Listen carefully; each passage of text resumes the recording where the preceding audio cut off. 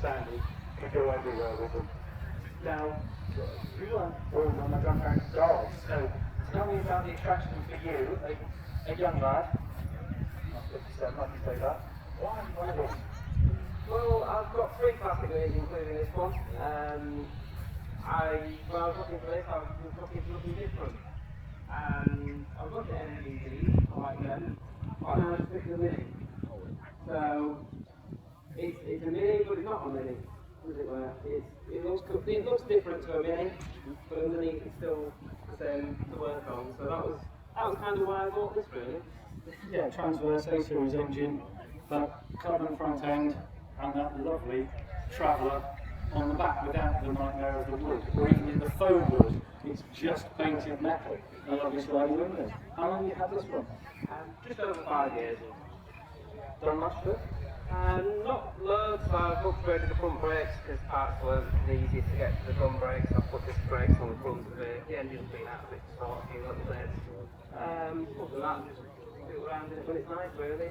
Enjoy it. Brilliant stuff, that's what we like to hear. Now we're going back to Bunbury Beach now. This engine, the 302, is it real Anoraki and it's all tuned out now? Is it Windsor or a Cleveland block? See, there are two factories for these engines back in the day, both around Detroit, one in Windsor, Ontario, and one in Cleveland. So this is all American iron, but for the Australian market, as we were saying earlier. Now, this engine is a Cobra engine. It's a GC40 engine. 7.5 litre V8. As I say, it's a nice performance. Started it like this big Bondi Beach you mentioned earlier. It runs well. It's not too greedy on petrol. You're funny about thinking that if you drive them right, you can get quite a good mileage out of them. If you put your foot down, well, you don't do it so much in these vehicles because you're bothered about the stoves on the road. You've only got to have a few chips on your paintwork on any of these kind of vehicles. And it's matching the paint colour again, which is a bit of a problem really. It's more or less got to have it all sprayed all over to match up. So it's a very expensive job. So that's something we don't think about. Someone looking who hasn't got a classic, thinking, yeah, if I get a stone chip, I'll just take it down the road. No, you won't just take it down the local spray shop. No. It's a specialist job. And you fly with these vehicles, you do not follow anybody up the rear. You've got to be a good distance away because of the stones flying up anyway. And that's because the paintwork like that. So you've got to keep a good distance and then it's stones flying up you up before you get there. Brilliant. Thank you so much for bringing it in again.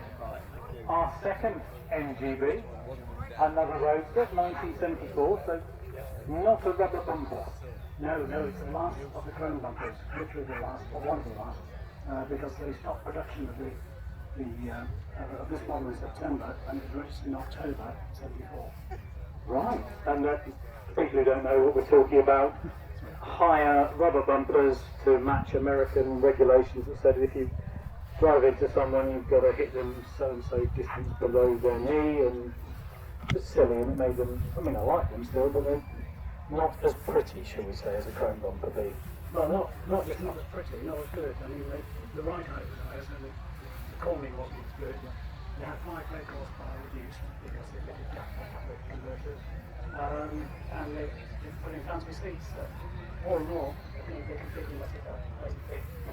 How long have you had it? I've had it 3 years, and I spent probably about 4,000 on it, but it was a good car when I got it. And one of the reasons I wanted it was the fact that I used to work on these when I was lad in 1974. And the colour also is very unusual. People are talking about it all the time. Whenever I go to the show, the first question is that a real colour? What is it? Name it. People don't believe it's natural colour. So I've actually got the documentation to prove it. Brilliant. So you always fancied one of these back in the day when you were working on them? Yes, I did. I must be honest. As the French mechanic, I couldn't afford one. It was a bit of a dream car then, and all these years later, I've been able to get one. Brilliant stuff. Thank you for coming and sharing with us. And from the car that this gentleman promised himself to the car that was marketed as the car you always promised yourself, the Ford Capri, the European take on the Mustang, if you like. Now, I know there's a very, very special emotional story to this car. Yes, it was Rebuilt over 10 years. That much done. Oh. Yeah, I know. I've spoken to you about this car before. It's an absolute wonderful tribute and a homage to your son, who sadly we've lost. He left us last year, year before last, 2024.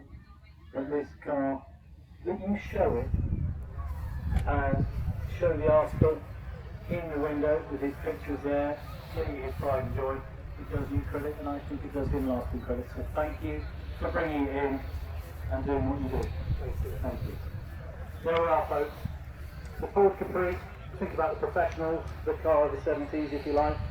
The MGB Roadster, really rare colour. That's absolutely glad the gentleman pointed that out to me. Oh, the Australian Mustang. So far, no offence to anybody, but if there's one car that I could drive home in, it would be that. The Mini, love the story, always preferred the Clubman, and that it's someone young has got it is wonderful, perpetuating the hobby. The Escort, last time I saw a two-door 1300E, I can't remember.